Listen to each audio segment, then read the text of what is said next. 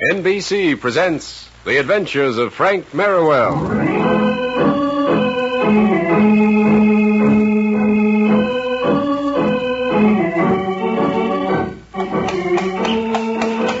There it is, an echo of the past, an exciting past, a romantic past, the era of the horse and carriage, gaslit streets, and free-for-all football games, the era of one of the most beloved figures in American fiction, Frank Merriwell.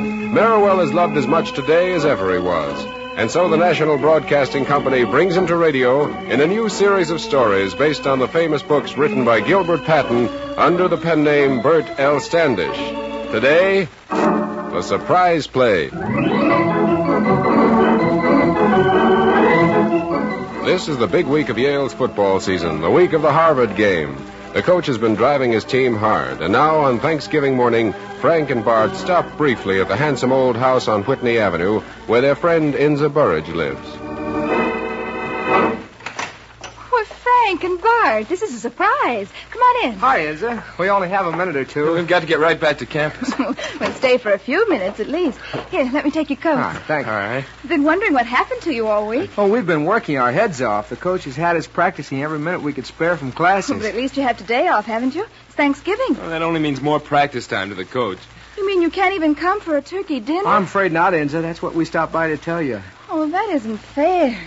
I should think he could give you one day off. Well, I can't blame him. You should see his scouting reports on the Harvard team. He's really worried about the game. After all, it is the most important game of the year to all of us. Oh, I know. It's just that I'm disappointed. Well, don't feel too badly, Inza. As a matter of fact, as far as the turkey dinner goes, we're having our big dinner Saturday night, right after the game.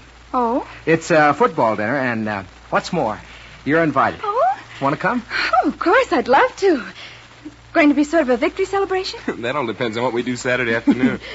It is the general idea, anyhow. You said you could only stay a few minutes now. Don't tell me the coach was called to practice this early. Well, not quite. We have to go over and see the registrar. You see, Frank wasn't satisfied concentrating on the Harvard game. He had to go and get himself an assignment for an article on the Yale Lit. But it's an important story, Bart. I had to take the assignment. Inza, it's about the new civil engineering school Yale is going to build. Oh, yes, I've heard about that. Have they announced where it's going to be built yet? Well, not yet. That's why we're going to see the registrar. If we can get the article written in time, we can put it in next week's Yale Lit. I don't know how Frank gets mixed up in all these things, but he does. Well, I'm sorry about the Thanksgiving dinner, Inza. Oh, that's all right. We'll celebrate it Saturday night. By that time, you'll have beaten Harvard, and we'll have an added reason to be thankful. No doubt about it.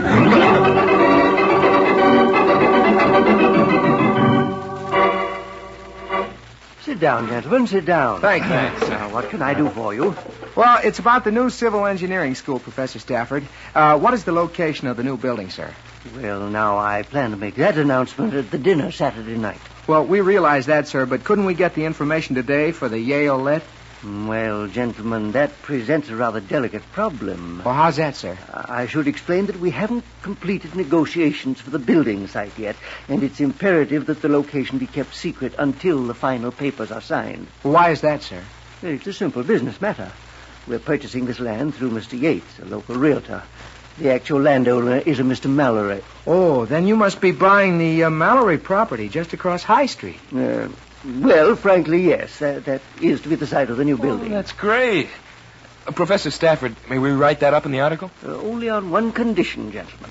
Under no circumstances must any hint of what you have just learned leak out until after the transaction is completed. Well, why, sir? Because Mr. Mallory has no idea at the moment that Mr. Yates is representing the university. Oh. If he had even an inkling of that fact, he would double his asking price. Double it? Could the university afford that? No, Mr. Merriwell, we could not. It would mean the end of the project. But why are you so sure this Mallory would put up the price? Why, it's a practical certainty. He's a shrewd businessman, and he labors under the mistaken impression that Yale University has inexhaustible funds at its disposal. He would never sell his land to us at a reasonable figure. Well, yes, sir, I understand that. Well, this puts us on a spot, Frank.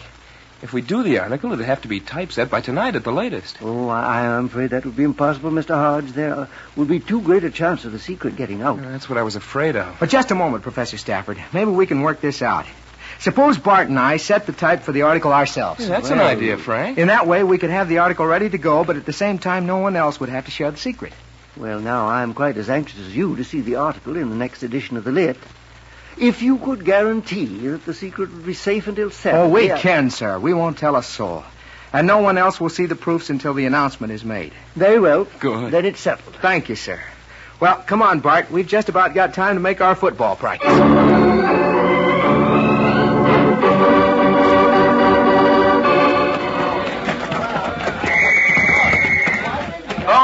No, that's not it. Still not getting that timing right. First team, back here. Okay, Coach. Now, look, men. I'm not worried about our attack right now. If you keep driving and blocking like you've been going all week, we can move that ball against Harvard. But that won't help if you can't stop them. Especially if you can't stop those wide end sweeps. Well, it's a tricky play to stop, Coach. The scrubs keep turning our left end. And what do you think Harvard will do? Especially with that halfback Donnelly carrying the ball. Now, remember, you've got to turn the runner to the inside. Now, I'm going to have the scrubs run that once again. Let's see you stop it. Come on, team. Let's show him. All right, scrubs. Run it again. Signals, 34, 3, height, 1, 2, 3. Come on, Harry. Turn him in. That's it. Make the tackle, Bart. That's it. That's it. A lot better. Now, you handle those plays that way on Saturday, and you won't have a thing to worry about. But don't forget, one slip and those fast Harvard backs will be off to the races. All right, that's all. Get to the showers. Nice tackling, Bart. Oh, thanks. Well, that was some workout, wasn't it? Yeah, pretty tough, but I don't blame the coach. We'll have to go some to take Harvard. Oh, we better take them. Otherwise, our whole season will be ruined. I know. Incidentally, Inza volunteered to come over and help us at the lit office tonight. Well, you didn't take her up on it, did you? Well, of course. We can use all the help we can get. Well, I know, but what about the secret? Professor Stafford made us swear not to tell anyone else about Oh, it. we don't have to let her know about that. I'm going to let her type up the ad copy for us. That'll free us to spend all our time getting up the proofs on the article. Oh, that's all right, then. Say, if we're going to get over there in time, we better get dressed in a hurry.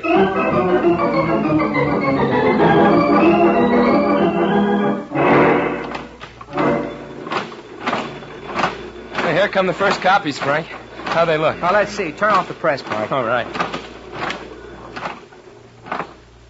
Oh, these are pretty badly smudged. Here, I'll clean off the type with this rag. Well, what'll I do with these copies? Throw them away? Stick them in the wastebasket there in the outer office. We'll burn them in the stove before we leave. All right. Oh, hello, Bart. You want anything? No, I'm just looking for the wastebasket. Over here on the other side of the desk. Oh, I see. Well, we spoiled this first batch. Oh, it's too bad. I'm almost through with this. We can leave earlier than we expected. It wasn't much of a job. Well, I better go back and help Frank.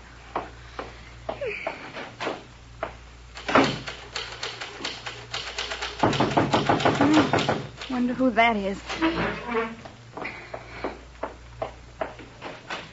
Yes? I saw the lights on up here while I was passing the office. I wonder if you people could help me out.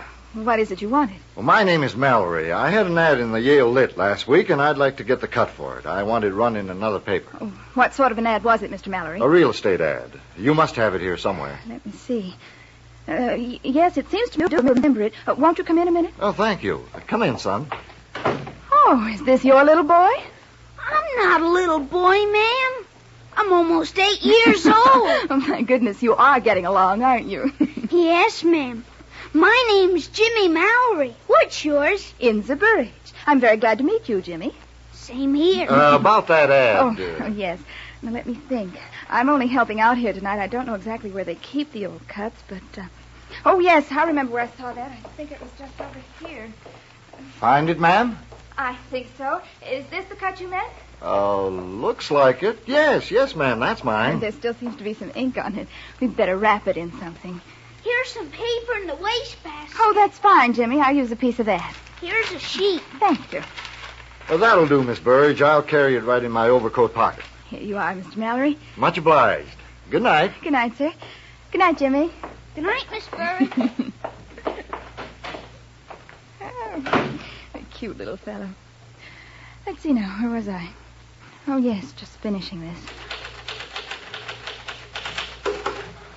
There, that's done. Well, that's that. How are you doing, Ensign? I just finished, Frank. Oh, so did we. Guess we're ready to shut up shop. What in the world have you two been working on that's so mysterious? Oh, we can't tell you, Inza. Not now, at least. Well, I'd better lock these copies in the safe until morning. All right, I'll burn the papers in this basket. Then we can clean up.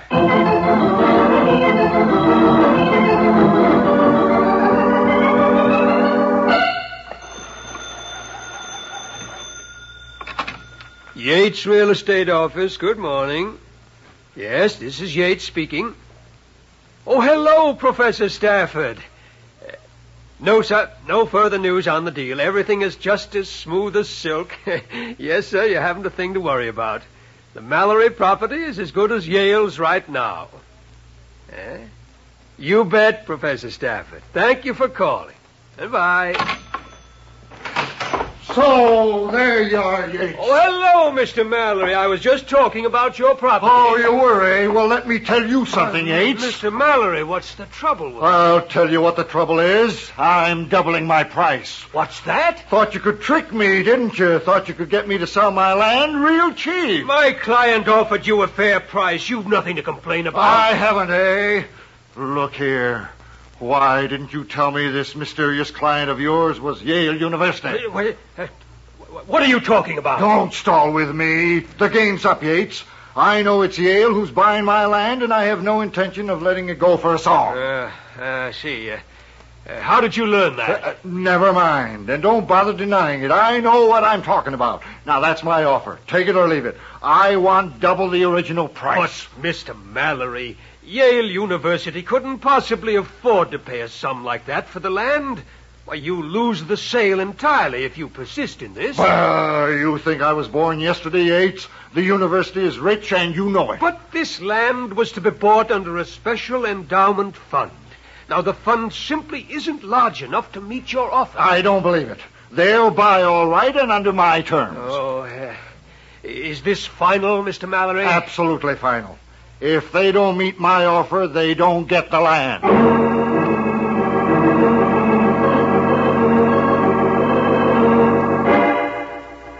This is disastrous, Mr. Yates. Disastrous.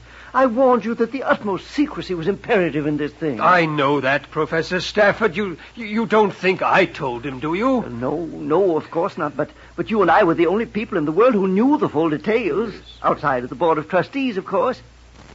Unless... Why, of course. Merriwell and Hodge. What's that? You mean they knew about the deal? Yes. They had the information in order to prepare a special article for the Yale Lit. Well, there's your answer, then. I can't believe it. They're both extremely trustworthy young men. I was positive they wouldn't breathe a word of this to anyone. Well, Professor, it's easy to get fooled on things like that. Now, what about the purchase? Well, it will have to be cancelled, of course. Frankly, I don't know how Shall I get it? Yes, if you please. Certainly. Merriwell. We'd like to see Professor Stafford if he's not busy. Merriwell and Hodge. Come in. Yes, sir. So, these are the two who spilled the beans. What? What do you mean by that? We just came over to show you these proofs for the story, Professor Stafford. You can forget the story now, gentlemen. Thanks to you, Yale will have to wait a few more years for its new civil engineering school. A few more? What happened, Professor Stafford? Gentlemen, I'm very disappointed in you both. I had warned you that no hint of the details of this transaction must leak out before Saturday. Oh, we know that, sir. Well, that's why we set these proofs up ourselves. Such word has leaked out, gentlemen, and Mr. Mallory has doubled his price as I feared he would. Naturally, we're forced to cancel the whole business. Yes, and all because of you two kids. Because of us, but we didn't tell anyone of it. Well, not a soul. That's the truth, sir. And I wish I could believe you. Unfortunately, you are the only ones who could have let the information slip. But I swear we didn't tell anyone at all, sir. Here, let me have a look at those proofs you've got there. Let him see them, Bart. Oh, here you are. Yeah, I thought so. Here's your answer, Professor Stafford. The whole story's right here in black and white for anyone to see. Well, no wonder Mallory found out. But no one has seen those proofs but ourselves. These are the only copies in existence. I swear it, sir. You mean that no one other than yourselves has laid sight on these proofs? No one, sir. You've got to believe us. That's a likely story. Nevertheless, I believe them, Yates. But you... Mr. Merriwell and Mr. Hodge have a reputation for high integrity. If they say no one has seen the proofs, then no one has. Thank you, sir. How do you explain the leak, then? The information came from somewhere. I cannot explain it, Mr. Yates. However, the question is merely academic now. The fact remains we've lost our chance. If anyone's to take the blame in the eyes of the Board of Trustees, I must do it. Oh, gosh, Professor Stafford, I don't know what to say. Don't